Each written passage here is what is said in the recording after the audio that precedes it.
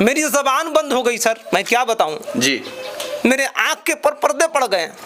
मेरे भाई को देखा कि इस अवस्था में कि मेरे भाई को लगभग 2000 डंडे का पीठ पर निशान है।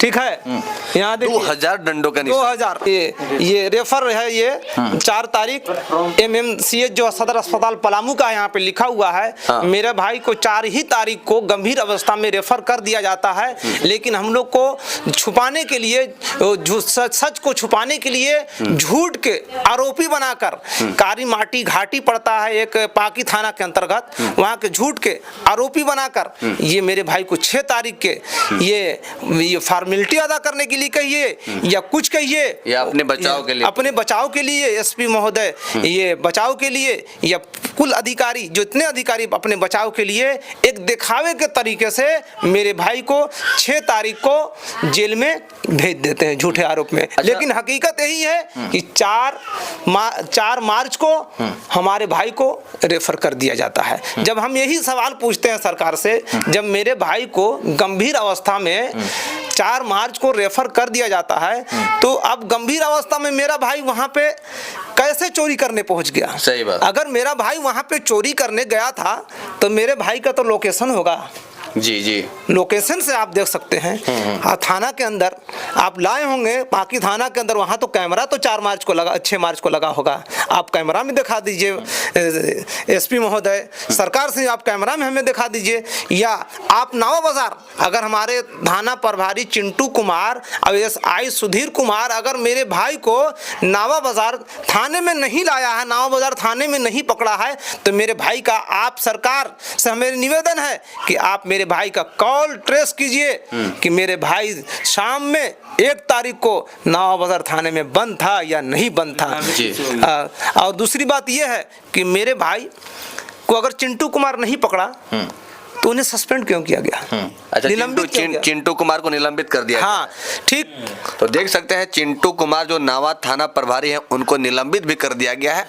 कितना लापरवाही बरती गई है।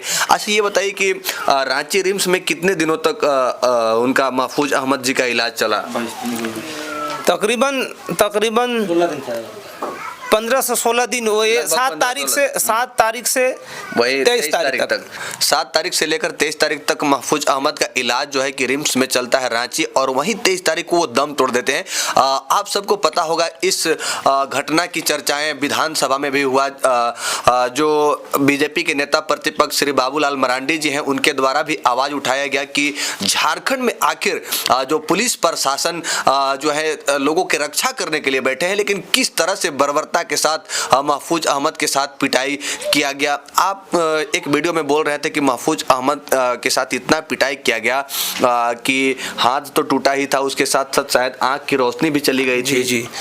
जब मैं अपने भाई को अपने प्राइवेट गाड़ी से रिम्स लेकर पहुंचता हूं, हमें एम्बुलेंस में नहीं बैठाया जाता है। हाँ। मैं लाख कोशिश करता हूं डाल्टनगंज से, जब मेरा भाई तकरीबन 1 बजे यहाँ से चलता है, 1 बजे रात में 6 तारीख को जेल भेजा जाता है। 7 तारीख को AM में, ये दिन जो था शुक्रवार था, दिन शुक्रवार को AM में तारीख बदल जाती है। 6 तारीख को जेल से निकालने के बाद तकरीबन 10 से 11 बजे के बीच में जेल से बाहर आता है।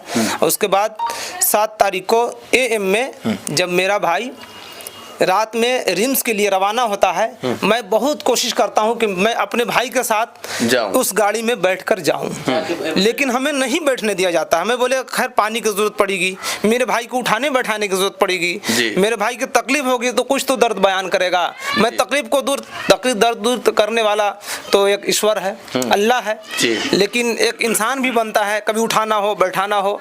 डायरेक्ट तो हम पहुंचे हुए तो उतने नहीं है, पैगंबर पीर पैगंबर औलिया भगवान राम तो नहीं है कि अल्लाह उतर के हमारे पास या ईश्वर उतर के आ जाएंगे। एक इंसान जरिया बनता है। मैं लाख कोशिश किया, कलप कर कोशिश किया, लेकिन हमें बैठने नहीं दिया जाता है। ठीक, हम भाई को तकरीबन 8 बजे 7 मार्च को लेकर जब रिम्स में पहुंचते हैं, तो रिम्स में पहुंचने के बाद क्या देखते हैं, जब सर्जरी डिपार्टमेंट में शिफ्ट किया जाता है, तो मेरे भाई को डॉक्टर साहब ने 10 बजे जब इलाज शुरू करना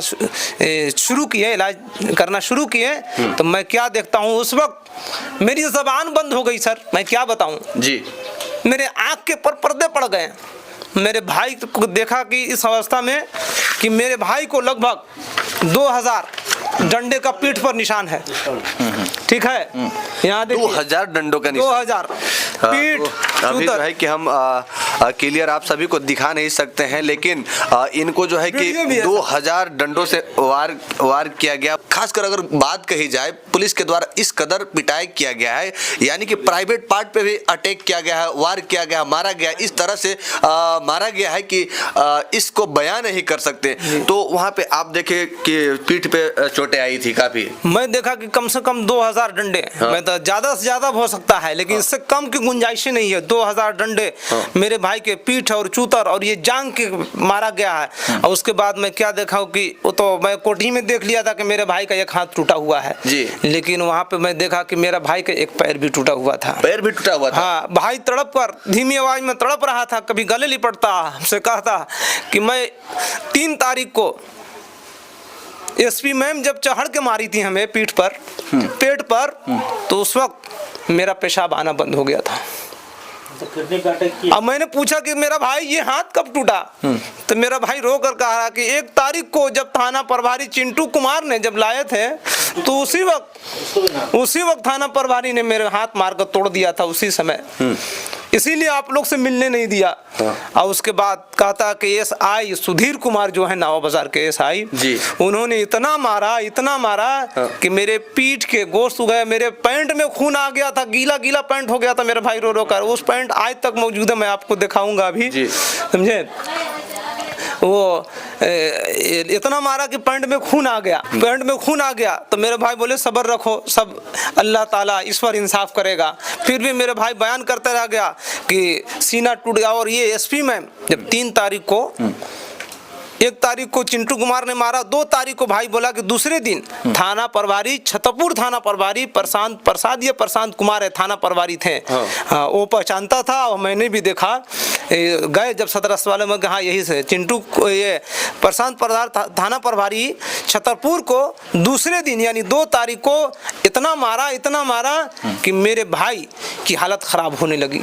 और उसी अवस्था में 3 तारीख को एसपी कोठी लेकर चिंटू कुमार पहुंचते हैं। तो एसपी कोठी में इस कदर पिटाई होती है कि 4 जवानों के बीच एसपी मैम ने इस कदर बांधकर पैर, हाथ और बांधकर पैर भी पिटवाया कि मेरे भाई तड़पने लगा, इधर उधर उठाने लगा। और उस वक्त मेरे भाई ने एसपी मैम से बताया कि मैम मेरा हाथ टूट चुका है, मेरा हाथ फूला हुआ है, टूट चुका है, पैर खुलवा दीजिए मैम। लेकिन मैम को, एसपी मैम को तरस नहीं आया। वो कैसी औरत है, बल्कि हाथ मना करने के बजाय एसपी मैम मेरे भाई के सीने और पेट पर चढ़कर जूते से वार करने लगी। और मेरे भाई बताता वार करते करते इतना वार बेतुका बेहोश में वार करने लगी कि मेरे प्राइवेट पार्ट पर वार करना शुरू कर दी।